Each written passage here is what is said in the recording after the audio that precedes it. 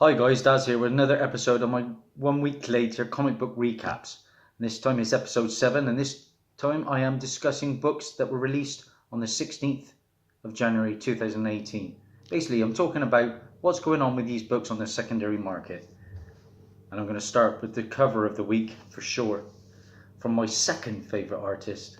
That is Ben Oliver, and this is that stunning Catwoman 7 variant cover from himself. This book sold out pretty quickly online and locally at most retailers. And I think it was basically because it's not a Killer Archer, more Middleton cover, that it seems to be that a lot of shops have under-ordered this one.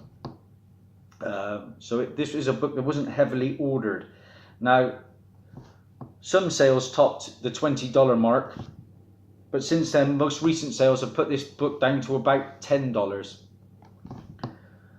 So the advice is to basically, if you can grab them, flip them quickly, because people are suspecting that this isn't his best work, although I think it's stunning, and that the book will eventually drop down to cover price. I'm not a flipper. I shall be holding my copy. I just think it's fantastic artwork. And like I say, I've met Ben Oliver, had a book signed by him. I would love to get this book signed by him in the future. Book that I couldn't find was this one, and this is the stunning Wonder Woman 62 Matteo Scalera Killer Bee variant. This is the book in question, guys.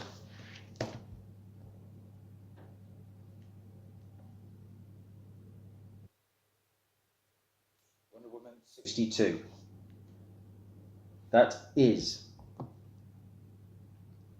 the Matteo Scalera B variant. It's just a slick looking cover. Like I say, it's not for everybody, that cover. I can some days I look at it and I think it's brilliant, and some days I just think, well, it's a bit sloppy, but it's had some interest. It didn't catch total fire, but there were a few early sales putting it around the $10 range.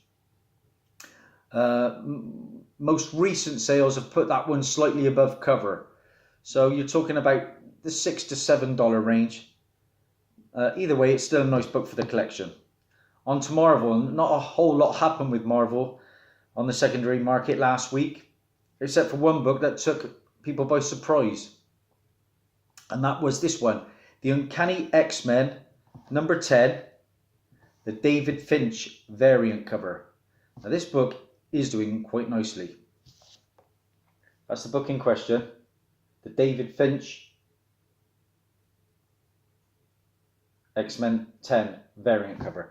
As you know, guys, if you've seen my avatar, I've met David Finch, had a few books signed by him. He is a great guy. I am a big fan. I could not find that book anywhere. That's Uncanny X-Men issue 10, I believe. Now,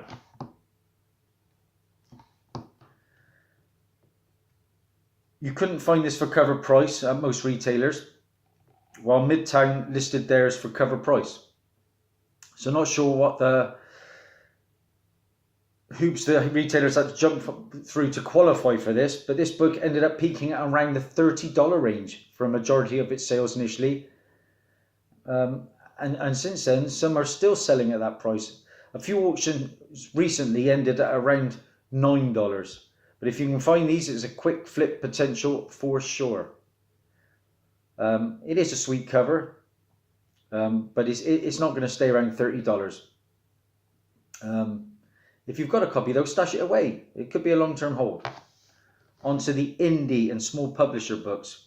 And there was really only one that was really the book of the week. And that was, of course, White Widow. Yeah, I've got both covers, guys. Pick these up for cover.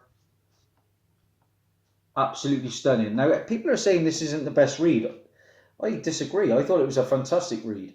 And the interior art really matches the cover. I thought it was a well put together book all round. Really, really stunning. Of course, this is the regular silver holographic foil logo cover, and this is the red foil cover from Jamie Tyndall. Now, a few sales of both cover A and B were selling upwards of around $75. So if you had both of them early days, they were selling at 75. And this one in particular, cover A, was reaching $50 at one point on its own. $50.